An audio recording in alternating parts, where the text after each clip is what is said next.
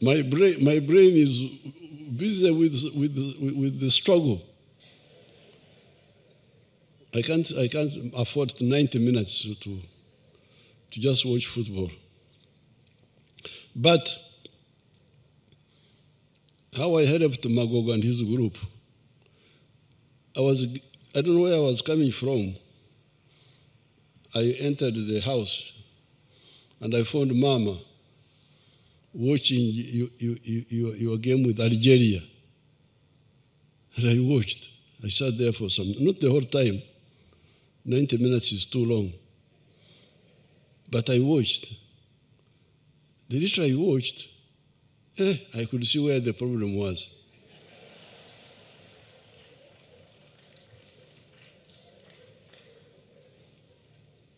Then I said, but these people, poor people, they are not fighters, they are not warriors. So they have never heard of what we call AOR, Area of Responsibility. That football pitch is marked like a battlefield. And each group is given an area to look after. You have got the goalkeeper behind there, looking after the goal post. You have two people at the back. Those are three. You have got, I think, two halfway. We used to call them half back. Is that what you still call them? Two people there. Those are how many? Those are now 5. Then you have 3 at the center. Is it 3? Then you have 1 right winger, and then the other one left winger. I used to be a left winger.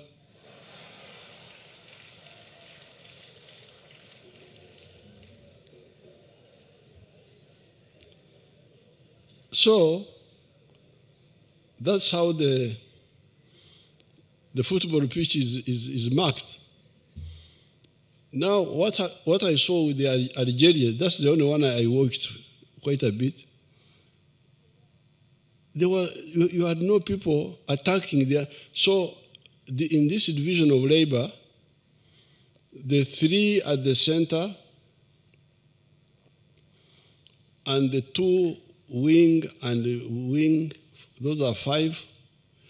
There used to be somebody they called center half or what? I think there was some other group of people there. This should be threatening the other side, should be attacking the other side, should be present near the goal post of the opponent. But yours were nowhere to be seen. They were all on their own side there. So I said, what's this? Then when the Magogos came, I really blasted them. I don't know why I didn't tell you. And there was a poor boy called Biekwato.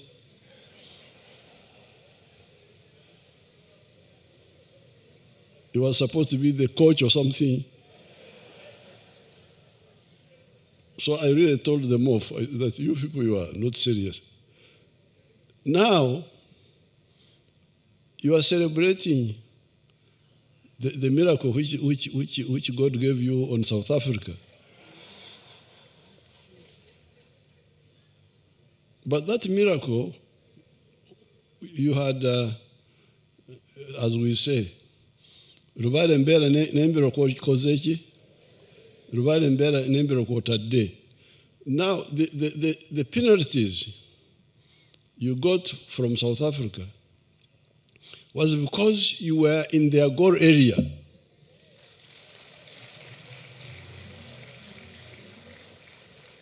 Because if you keep in their goal area, That's how they were able to make mistakes in the danger area of the penalty area.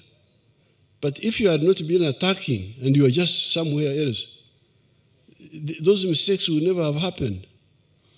So, Rubare Mbera, Nembero Kotade. So you had the Mbiro, then God could also help you there. So therefore, and then later on, so when you played the next time, I don't know which game you played, I watched a bit. Was it Guinea or something like that? You did better. There was another game, I again glanced, I don't watch the whole time, but I just glanced. There was another game later where you, I think it was South Africa, where God had to come from heaven and rescue directly. Because when I watched, initially you were like, I think you had scored first. I think Uganda had scored first or something like that against South Africa. Then, of course, me, I don't have time to watch the whole thing. I went to do something else. When I came back, they said, what has happened? No, you had considered a goal, I think. Then when I was watching, your defense was nowhere to be seen. Then the goalkeeper, do you remember that goalkeeper when he ran?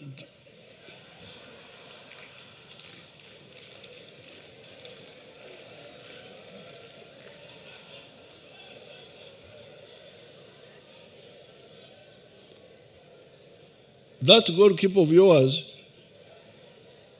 had to go from his area. He actually got to the ball. He got to the ball slightly before the opponent, but he couldn't. I think the rules don't allow you to hold the ball unless you are in your area of responsibility. So he tried now to dodge the other player now, who outsmarted him, and then he scored. The goal was empty. The goal was empty. I don't know what had happened. What had happened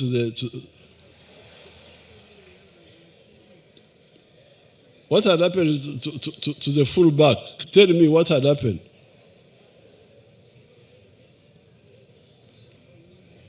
Magogo. Your Excellency, maybe let us invite the coach, because it is him with the responsibility of taking care of the team. So, Mr. Mole Bwekwaso, what had happened? You answer the president. Why did the goalkeeper have to go and do the work of the fullback? Your Excellency, thank you so much for hosting us. It was really hard for us for the first time when we came into the State House, but we promised to clear ourselves and come back well and do the job. Go straight to the game of South Africa. After conceding, after South Africa equalizing. So you are the one who scored first. Yes, sir. Yes, I that's what I saw. Then we started, our defense started panicking. Then we started losing shape in all the defensive areas. So we wanted it so much. Our boys wanted it so much. The goalkeeper couldn't wait for some moment because he was under pressure. He wanted to do more, but most times he found himself out of position. But sometimes he actually got to the ball first, but because he couldn't hold it, he feared where is the goalkeeper? You come and defend yourself.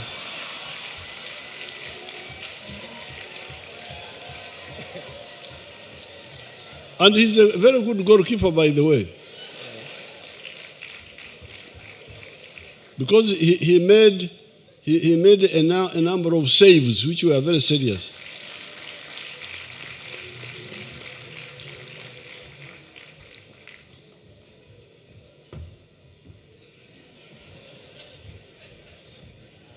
What's your name, goalkeeper? I'm called Mutakubwa Joel. Mutakubwa Joel. Mutafubwa? Mutakubwa Joel. Mutakubwa. Yeah. So what had happened to your full back? Why did you have to come from your area and then go outside your penalty area then you couldn't hold the ball, then you try now to dodge? What had happened? Mr. President, I think I was caught in the heat of the moment and thought I could defend, but... Speak in the microphone. Mr. President... Where had the fullback gone? I think the fullback can answer that. Fullback, you come and tell us.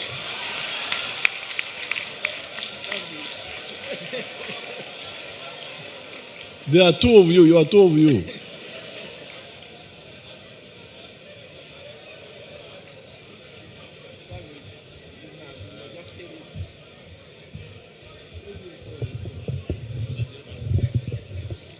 Yes, thank you, Mr. President. In that moment, we were attacking, so we were high up in the pitch, so we were quite up in the moment. Why do you all go to attack? Because this is the whole thing of the AOR in the army. Area of responsibility. Why would you all go to attack and then you leave the goalkeeper alone? Yes, Mr. President, in that moment, the ball was on the right, in the right flank, so it was a counter-attack. So the defense was high up, so he had to come out, so we had to cover the goal, but eventually we couldn't defend the goal. Okay, so this is what I saw you people. Thank you so much. Where's this Biekwaso man? What do you think of my military idea of AOR? Area of responsibility. Everybody stay in your area of responsibility, you will be more efficient. I don't know what you think. Instead of all of you going on one side, then you need to run back, all of you. Is it not even tiring? In fact, Your Excellency, you are very right. Football was created by the army in the 18s. It's mostly structured in the army shape. Every player has his job to be done. Every player has to have a job to perfect it. And once you are disjointed somewhere in defense, you get a lot of problems. So totally it is in the shape of army guard. Yeah, so thank you very much. So therefore, that's what I thank you, Biekwaso. So thank you for trying. Now, you considered the goal. I don't know what happened. Because I don't have time to 90 minutes in the hour. I watch a bit, then go away to make fun, to do this.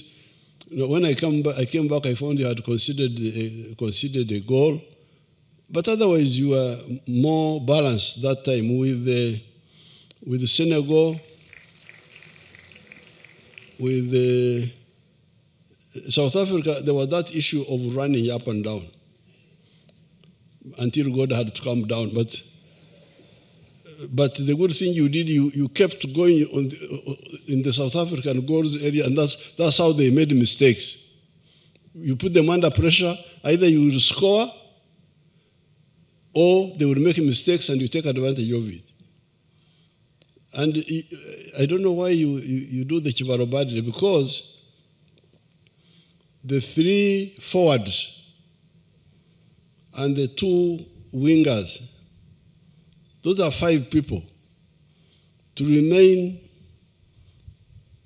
near the goal of the other side is really a threat.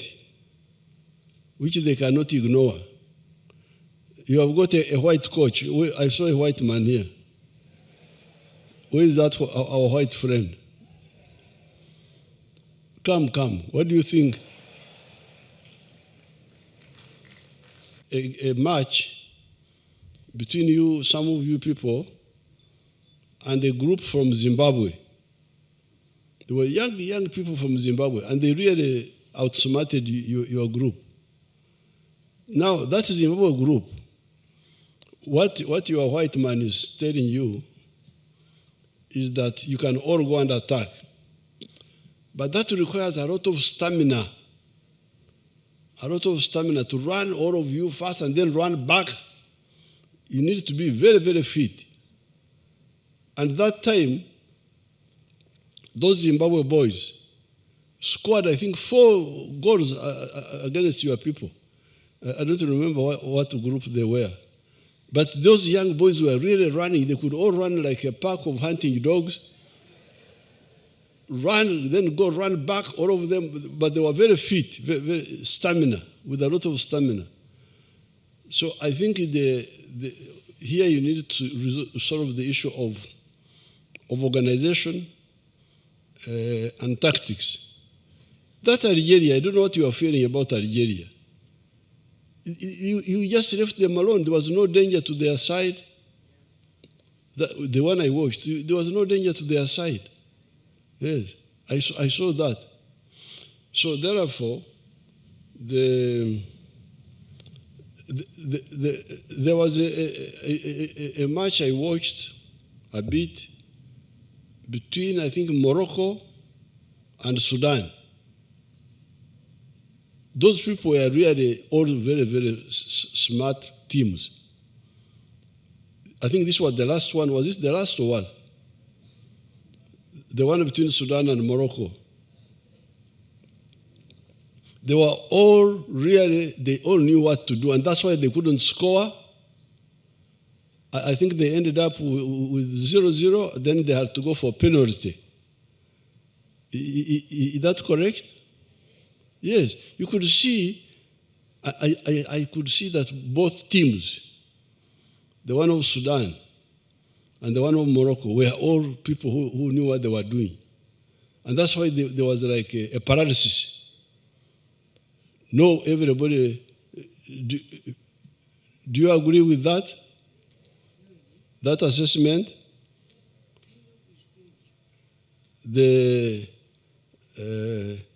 And that's why they had to go for the penalty, and there it was not so easy because it was. It's very difficult to save a penalty. It's just luck most of the time.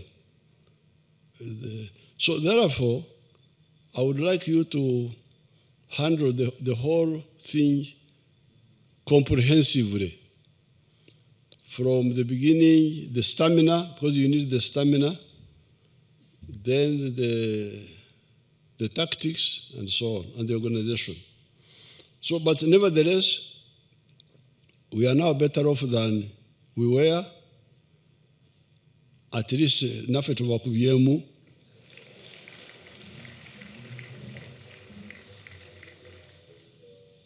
Now, because of that, I am quite happy. And remember, I threatened that if they do well, I will do something to them. So this time I've come here to implement. I have already implemented my threat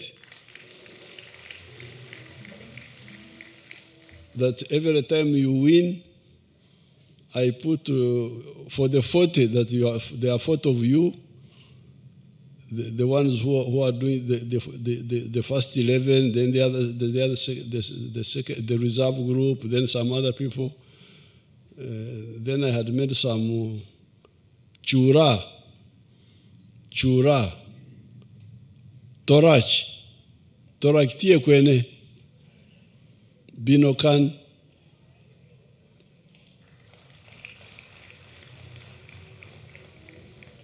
torach, kopango, mama, because her miracles are prayers, like when God came down directly in the South African case, he really stopped some other work and spent the 10 minutes with you people. Because you had lost 3-1. Then but because of attacking, then the South Africans made mistakes. And then so Mama is a prayer warrior, but also a team builder. A team builder. She's always going for the top management meeting. That's the one way of success. Involve everybody. Don't make it your business. Then you make a cuckoo, you decide alone. People don't know why you are decided. This is how people fail to manage. But Mom is a very good manager by using the collective approach. So I thank you and I praise God for you. Let's now listen to what I've said, see what you think is useful, and see how we use the whole system to really build. Because Ugandans here are naturally gifted with the sport. The people of Kapchorwa, they are very good runners because they live in the highland areas. We used to have very good runners from Kigezi, from Rwenzori. Then our people here in Buganda, there were many good boxers.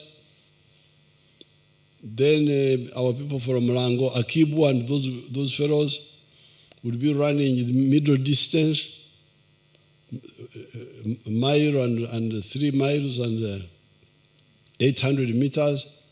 So we have got very good potential here. Thank you very much. God bless you.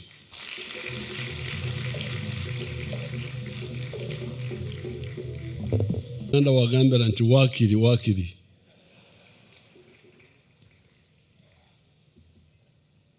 Kwa Swahili tunasema afadhali, at least.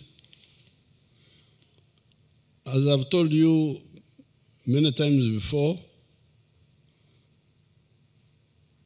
I was a sports person, I was a footballer, and I used to play cricket and so on. So I know quite something about sports. We have not yet concentrated on sports as a country. The sports people have come up mainly because of peace in the country and also the wider network of education. That's how these young people come up.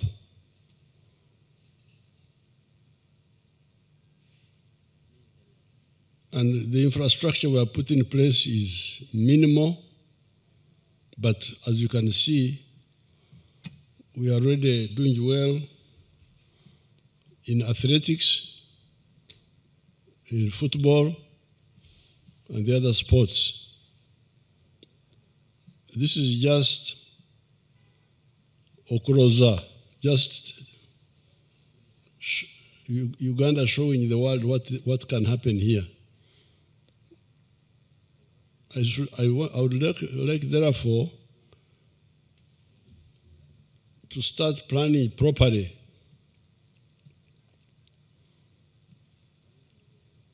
And where we should start should be with the Ministry of Health. Because really that's where the whole thing starts. Apart from immunization, which has kept our children not dying and not being maimed by sicknesses which are immunizable, the Ministry of Health needs to educate all our families through radio talk shows and other methods of communication about nutrition. That's where you should start, nutrition. Our people, children and young people and adults needed to eat nutritious foods. These foods are there, but the people don't know. They just eat. I've already told the Minister of Health that, but you, the consumers of the one side of nutrition, should also come in and pressurize the Minister of Health to educate our people how to eat nutritious foods, which foods are nutritious. That is one side. So health, including nutrition, is the starting point for sports. Now, then the other side is, of course, education.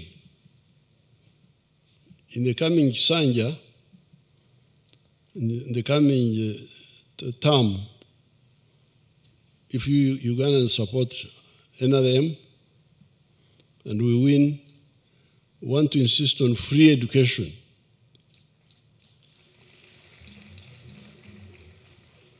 In government schools, primary, secondary, and technical, so that the children of the poor remain in the school system. Now, if these children have, the feeding must be by each family. We cannot say that we are yet ready for the government to start feeding. No, it must be the families, but sensitized by the government. At one time, we were toying with the idea of some milk in the schools and the eggs. We were talking about it, but the money, we couldn't resolve that, because that would be very good if there was school feeding.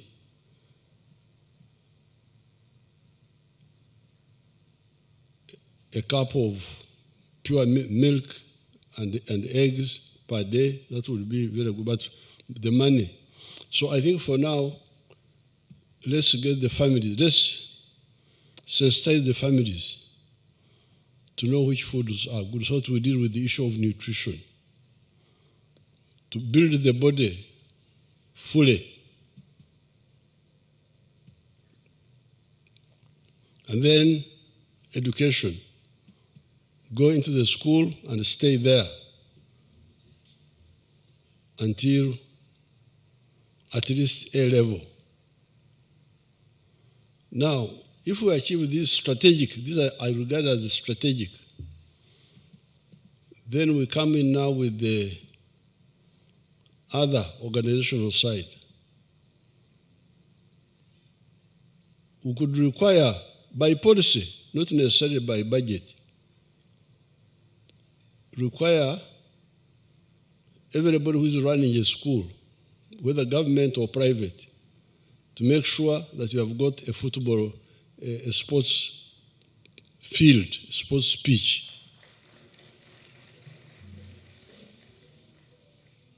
As part of licensing, not money, just policy. Don't start a school unless you have a sports field. This is just policy. And nobody should be allowed to start a school if he doesn't have that facility. And you will see the infrastructure will spread massively.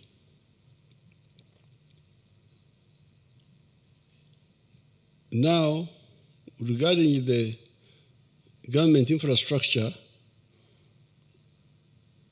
from what we have done, I can see people getting good ideas about how we can have sports stadiums in all the zones of Uganda affordably. Our daughter, the Speaker of Parliament, was able to construct a stadium in Bukedea at a good cost. When I went there, it's a good one.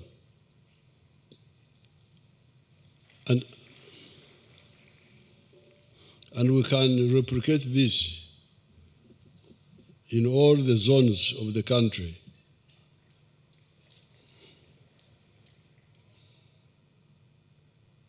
That would be another step.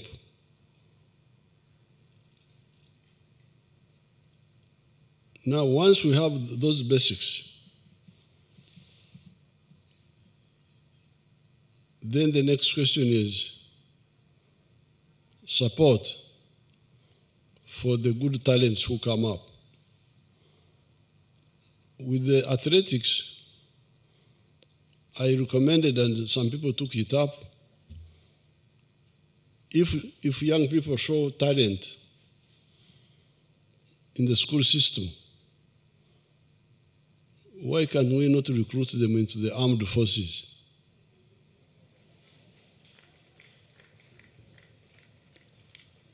Into the police, into the prisons, the UPDF. Some could even join the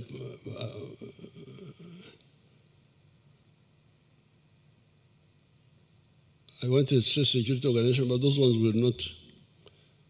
I don't think they would want them to be on guard duty all the time. So I think the better caring center are the armed forces. Even in the past, people who were very active in the sports. I remember 1956, when I was in P4, I was already hearing of Serwaji. Serwaji died. Is he still alive or he died? The boxer. He was alive in our time. He came to see me in Nakasero. He was in the police force. The police force was always bringing up these people. Etolu, the one who did the high jump in Australia, 1954, in the Commonwealth Games, was from the Uganda police. So, you, the sports people, you could work with the security forces to take these people. They get a job, he's working somewhere, he's getting the little salary, which is improving as we go along. But he uses that base for training. So in that way, we can, those clubs which you belong to, I don't know how they are funded, you will tell me. I've never followed up how they are funded. But whatever you are doing, that could be additional. Now, once you have that infrastructure, then you come to now the training.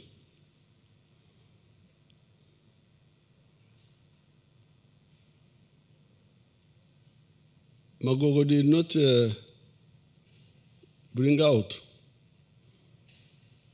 my role in coaching through the attacks which I subjected them to. As I've told you, I used to be a footballer, but since 1966, This is almost 60 years ago. I really forgot about sports because Obote disturbed us. He overthrew the Constitution in 1966, and we were in the school system at Entebbe on February 24th of February 1966, he announced his coup, overthrowing the Constitution. And we almost killed one another in the dormitories with the UPC boys. How can Obote overthrow our Constitution? Say, what will you do? What shall we do? You will see. So, from that time, I really no longer followed up sports. Almost up to now, my brain has been on the army, fighting. That has been my... So I don't watch. Now, the other time, when we were in Arusha, somebody said, which football club do you watch? I said, what? That you people, you belong to football clubs of Europe, what? I have never, the last club I belonged to was Mbaguta House at Entebbe, 1966. I don't even know those clubs they were talking about, the European clubs. I have no time to look at them, to watch them. Even here, I don't watch football so much. Or sports. Sports, in a way, athletics I can, because it is quick. You go there and they run. But football, 90 minutes. Where would I get 90 minutes?